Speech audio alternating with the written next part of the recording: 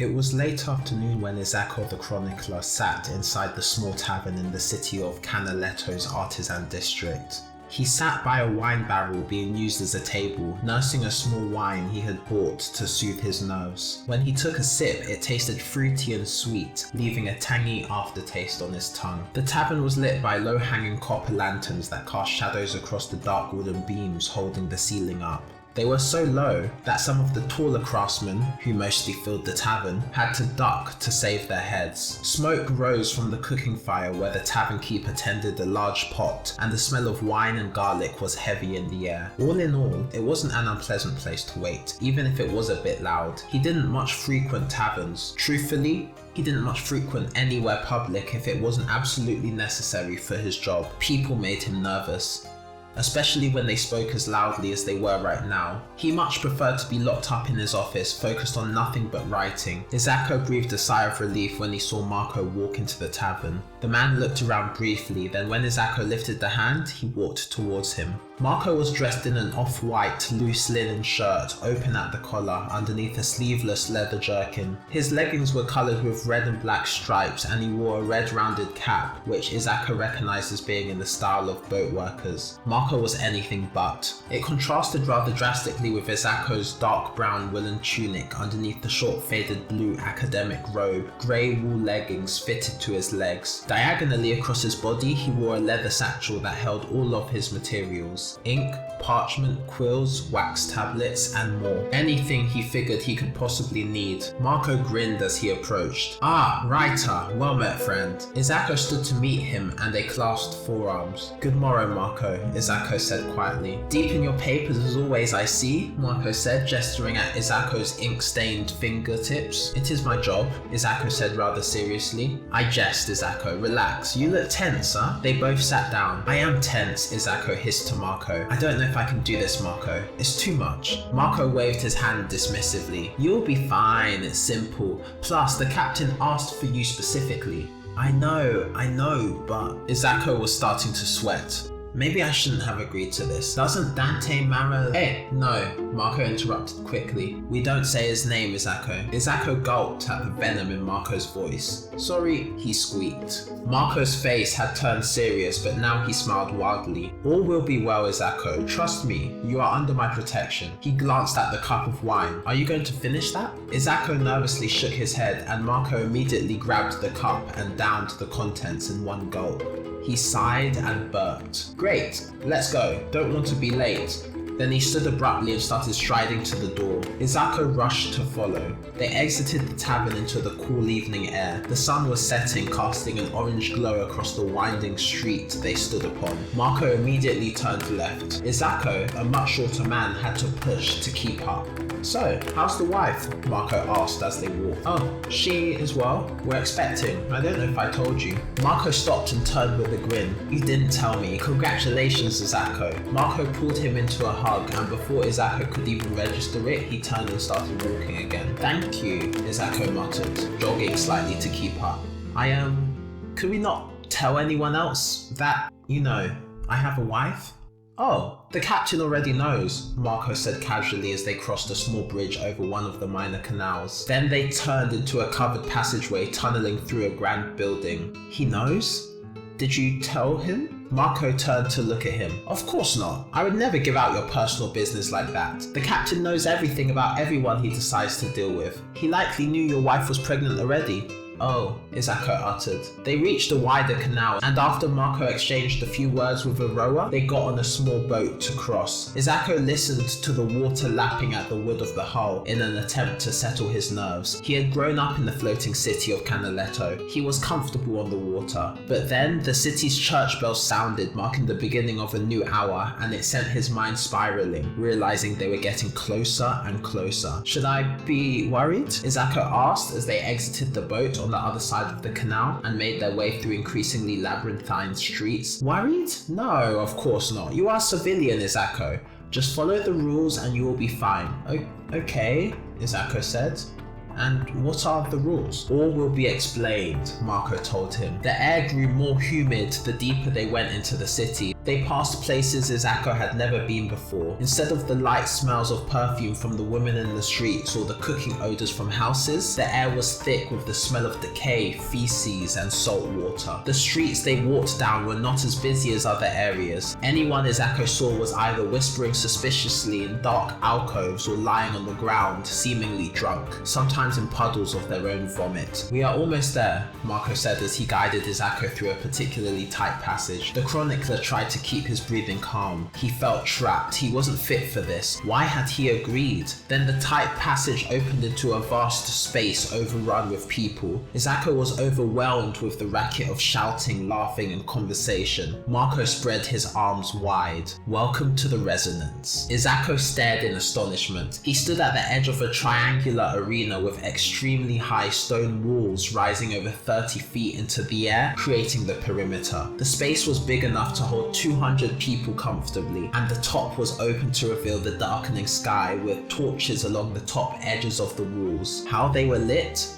Izako had no idea. There were 3 raised stages, one in each corner, with ornate chairs and tough-looking men sitting on each, hazy smoke rising from their cigars as they watched the game intently. They were not the only ones watching, however. There was a large crowd, clearly split into 3 sections. One section wore all red, another green, and the third blue. All sections were filled with men and women drinking and arguing, and some seemingly tapping their hands in rhythm to the game that was happening in front of them. Large men with wooden batons were positioned around each section, and young boys could be seen running between them holding messages. Marco took a red cloth from his pocket and tied it around Izako's arm. Come, he said when he was done. We will see the captain now. Izako followed, but he barely watched where Marco was taking him. Instead, he was transfixed by the game that was going on in 3 parts. 3 young men, one in each of the colors present, stood on circular platforms slightly raised from the floor, each holding a distinctive mallet, again in the colors of red, green, and blue.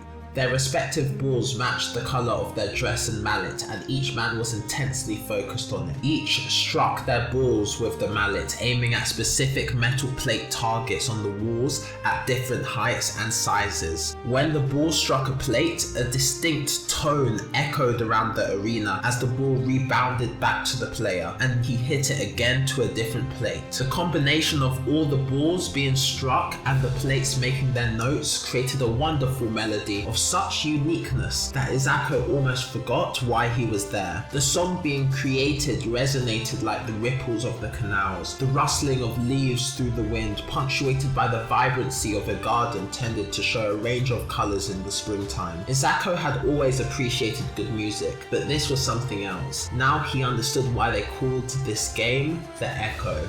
He was so transfixed that he didn't notice the man in green lose control of the ball until it was already coming straight towards his head. On instinct, Izako flung his arms up to block, but then he felt Marco's rough grip on the scruff of his neck. He was pulled out of the way and sent sprawling to the floor. The ball passed him, hit the wall, then rebounded off to the side. The crowd jeered and the man in green slumped his shoulders and stalked off the platform. Marco helped Izako to his feet. The most important rule: never touch a rival gang's ball, he said seriously.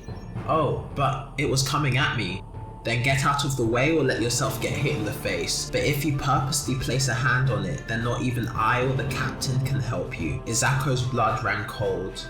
I am not part of the gang. You have been invited here by the Reds, therefore as long as you are here, you are one of us and are subject to the same rules. Trust me, Izako, it's better to be hit in the face than to block it with your hands. Come, the captain is waiting. Izako nodded as he brushed himself off and followed Marco to the red corner. There, seated on the central elevated chair, was a middle-aged man with a salt and pepper beard, his muscles showing through the dark red doublet he wore. Izako noticed the man's left pinky finger was missing, replaced with a silver cap. Dante Marangona, the most infamous organized crime lord in the city. Izako gulped as the man, whose name people dare not say, looked at Marco and Izako with calculating eyes. He gave a nod to Marco, who grinned and led Izako onto the platform, no one stopping him. Marco bowed once he was in front of Dante. Captain, I present Izako Trevisan, the chronicler you requested. Believe me, he is the finest writer this side of the Grand Canal. His accounts of the harbour disputes are still quoted in court to this day. Dante looked Izako up and down. Izako wasn't sure what to do, so he half bowed, half nodded his head with a smile, then thought better of it, so made his face look serious. Dante raised a finger and beckoned Izako closer. Marco put a hand on his shoulder and gently pushed him forward. It's a pleasure to meet you, sir, Mr. Captain. Izako stumbled over his words. So you are the one who writes what others dare not say, Dante said, his voice low and silky. I just try to write the truth, sir, Izako responded in a small voice. Indeed.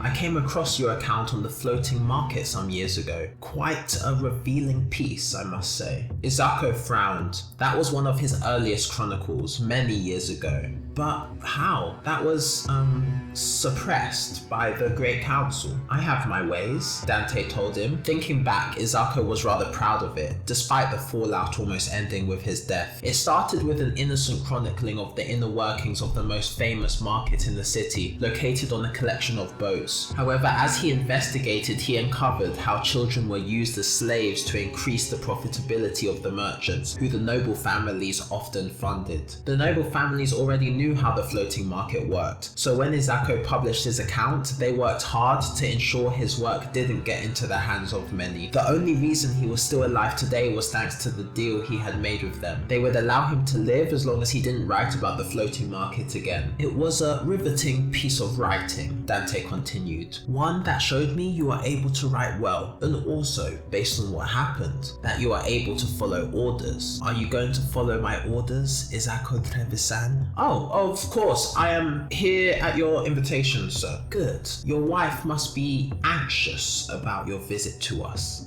especially in her condition. We would not want to give her any real reason to worry now, would we? Izako could recognize a threat when he heard one. He gulped. Certainly not. Good, Dante said, the flicker of a smirk touching his lips. He gestured with his hand at the platforms where 3 new players had started hitting the balls with their mallets, creating a new song that echoed through the arena. For 10 generations, our game has been played, but never properly documented, Dante said. You will record the echo, every strike, every pattern, every victory. I want it all preserved. Izako nodded. Not just the moves, Dante continued, the meaning behind them, the traditions, the feelings. He clenched his fists and held them to his chest. You will attend every game for the next 3 moon cycles. Understood, Izako said as one of the men standing behind Dante tossed him a small pouch of coins. Izako caught it and was surprised at how heavy it was. Some things that you see here are not for your chronicles, however, Dante said sternly. When I raised my finger, he lifted the silver cap that had replaced his missing little finger. You will set down your quill. Izako nodded rigorously. I have organized for you to be able to speak with the greens and the blues as well. However, you are considered a red. Hence, you shall not touch either of their balls, and you may not ask them any questions outside of the game. As long as you are here, you are a red. We are your family, and you answer to me. However, be careful of how you act. Our protection extends only within these rules. I understand, Captain. Dante snapped his fingers and the red player on the platform stopped and caught his ball. He then quickly came to where Dante and Izako were and presented Izako with the red ball they had been playing with. This is the only ball you may touch. Do it now. Your work begins. Izako hesitated at first and looked over at Marco, who nodded encouragingly. He reached out and the gang member placed it in Izako's hands. It was surprisingly heavy for its size, like holding a solid piece of dense wood. It was slightly warm to the touch, and an almost imperceptible vibration was going through it, as if it were almost alive. The texture was smooth, but not slick. Firm, but not rigid. It was unlike anything Izako had ever touched. What is it made of? He asked, looking at Dante. That, I'm afraid, is lost to time, Dante said, which is why I want to chronicle the Echo now, before future generations lose even more of what makes it special. However, we do know that it was made with the blood magic of old. Izako scoffed, but when Dante narrowed his eyes at him, he quickly turned it into a as if he was thinking, "You don't believe in the old magics, Izako?" Izako thought carefully of what to say. "I do not judge those who do believe, Captain. However, I am a man of logic and science. The old magics have never been proven to be real. They are just stories made up and told from parents to children throughout the generations. There is no proof. A man of science, There is your proof right there in your hands." Dante gestured at the ball Izako was holding. "Not knowing how something was made does not mean it was magic. However, in my writings, I will record your beliefs as you tell them. That is my job." Dante smirked fully now. "I have a feeling your opinions will change by the end. Lots of things will."